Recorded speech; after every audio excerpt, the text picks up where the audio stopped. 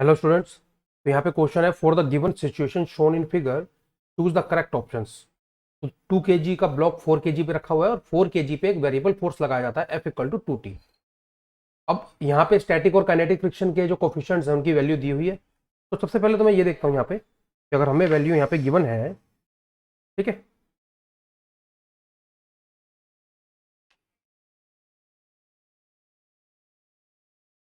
यहाँ पे अगर हमको वैल्यू गिवन है तो हम कौन कौन सी वैल्यू हमें देखनी है। यहाँ पे देखिए 2 kg का ब्लॉक यहाँ पे है, ठीक है, यहाँ लिख रहा हूँ मैं।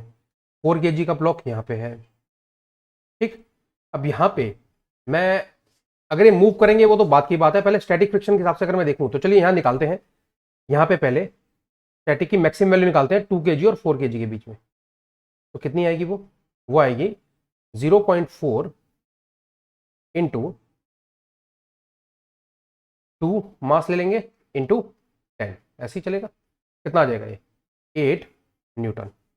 उसी तरीके से अगर मैं काइनेटिक फ्रिक्शन निकालूं 2 kg और 4 kg के बीच में जो लगेगी वो कितना लगेगा काइनेटिक फ्रिक्शन, उसकी वैल्यू भी लिख लेता हूँ 0.2 इंटू 2 इंटू 10, कितनी आ जाएगी 4 न्यूटन।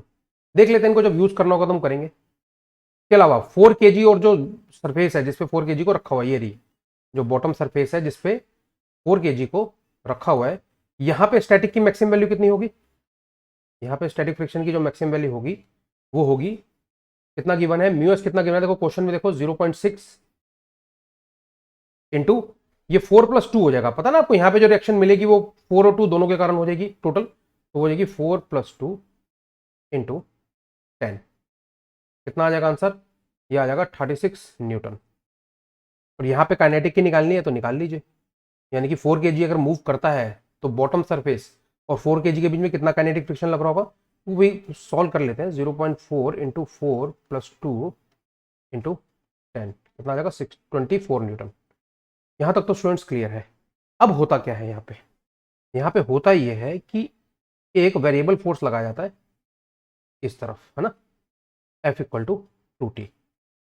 अब हम ऑप्शन पे जाते हैं और ऑप्शन के अकॉर्डिंगली इनको सॉल्व करते हैं।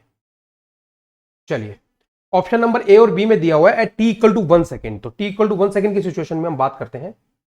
t = 1 सेकेंड की सिचुएशन में जो F लग रहा होगा, जो एक्सटर्नल फोर्स लग रहा होगा वो कितना होगा 2 into 1 that is Q Newton. लग रहा होगा नहीं लग रहा होगा, ठीक है। और वो किस पे लग रहा होगा 4 kg वाले पे लग रहा होगा।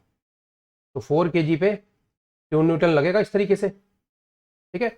बट 4 kg में की मैक्सिमम वैल्यू कितनी है, उसमें स्टैटिक की मैक्सिमम वैल्यू कितनी है, देखो हमने निकाल रखी है 36 न्यूटन। कितनी फाइंड आउट की हुई है 36 न्यूटन। मैं हाईलाइट कर देता हूं इसको, 36 न्यूटन।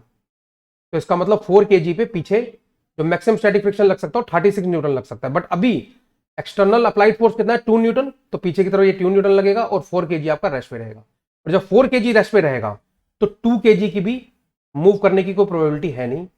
तो 4 kg और 2 kg के बीच में जो फ्रिक्शन लगेगा वो कितना लगेगा 0, है ना। क्योंकि सबसे पहले जो एक्सटर्नल फोर्स आपने लगाया है ये 2 न्यूटन का, वो 4 kg को मूव करने की कोशिश करेगा। अगर 4 kg हल्का सा ही मूव करता है तो उस केस में उसके ऊपर जो 2 kg है वो भी हल्का सा मूव करेगा फ्रिक्शन के कारण, तब फ्रिक्शन की कुछ वैल्यू आ सकती है। बट अभी तो 4 kg ऑलरेडी रेस्ट में है, तो 2 kg के मूव होने की प्रोबेबिलिटी नहीं है, तो फ्रिक्शन कितना लगेगा 0। तो t = 1 second force of friction between 2 kg and 4 kg is 0। तो ऑप्शन नंबर बी करेक्ट है, ऑप्शन नंबर ए करेक्ट नहीं है।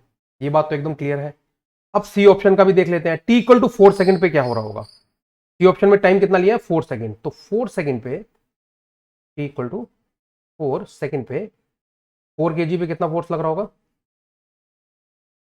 4 सेकेंड में कितना लग रहा होगा, F × 2T दिया ना आपको, ये रहा। तो 4 × 2 8 न्यूटन एक्सटर्नल फोर्स लग रहा होगा। तो ऑब्वियसली अगेन मैक्सिमम वैल्यू कितनी है 4 और बॉटम सरफेस और 4 kg के बीच में 36 न्यूटन। तो 36 में से 36 तो नहीं लगेगा क्योंकि वो मैक्सिमम स्टैटिक होती है। तो बैक में कितना लग जाएगा 8 न्यूटन, और 4 वाला दोबारा से रेस्ट पे रहेगा। और जब 4 वाला दोबारा से रेस्ट पे रहेगा, ठीक है, तो 4 और 2 के बीच में कोई भी फ्रिक्शन फोर्स इस बार भी नहीं होगा। बट हाँ, सी पार्ट में पूछा है at t = 4 second force of friction between 4 kg and ground is 8 newton. हाँ जी, तो मैं सर्कल कर रहा हूं, ध्यान से देखो, इतना 8 न्यूटन लग रहा है ना, ताकि इस एक्सटर्नल 8 न्यूटन को वो बैलेंस कर सके और बॉडी मूव ना करे। तो सी ऑप्शन आपका एकदम करेक्ट है। डी की बात करते हैं। डी ऑप्शन किस कंडीशन में है, टी इक्वल टू 15 सेकंड पे। टी इक्वल टू 15 सेकंड पे एफ कितना हो जाएगा, 15 इंटू 2 30 न्यूटन। अभी भी कोई प्रॉब्लम नहीं है, 4 kg पे अगर आपने 30 न्यूटन लगाया है तो पीछे की तरफ जो फ्रिक्शन फोर्स लग जाएगा स्टैटिक, वो भी कितना लग जाएगा, 30 न्यूटन लग जाएगा। और ये बॉडी अभी भी किस पे रहेगी, रेस्ट पे। और जब ये रेस्ट पे रहेगी तो 2 वाले की मूव करने की कोई पॉसिबिलिटी नहीं है, 2 kg वाला भी रेस्ट पे है। तो जब सब कुछ रेस्ट पे है तो एक्सेलरेशन का कोई पॉइंट बनता नहीं है। तो ऑप्शन डी में लिखा है t equal to 15 second, acceleration of 2 kg is 1 metre per second square. ये सरासर गलत है। तो कौन कौन से ऑप्शन आपके करेक्ट है, मैं लिख देता हूं यहाँ पे। ऑप्शन नंबर बी करेक्ट है, ऑप्शन नंबर सी करेक्ट है। तो I hope I have answered your question. आपको कॉन्सेप्ट पूरा क्लियर है। Thank you very much.